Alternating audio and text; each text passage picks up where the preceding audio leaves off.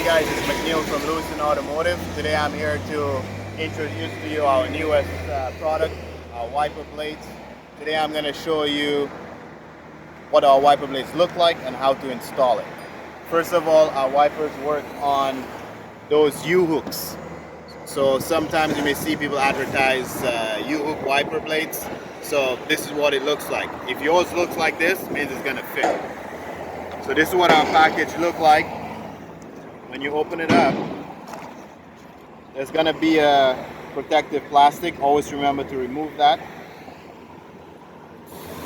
We squeeze right here and pull up. The Louison name faces the windshield. Then we slide the hook through the hole.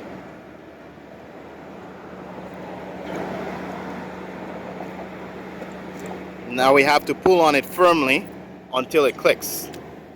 If it doesn't click and you try to fold the cover over, it's going to break. So now that it clicked in, we just snap that on and your wiper is installed. Thanks for watching, and if you need wiper blades, you can visit us at louison.ca.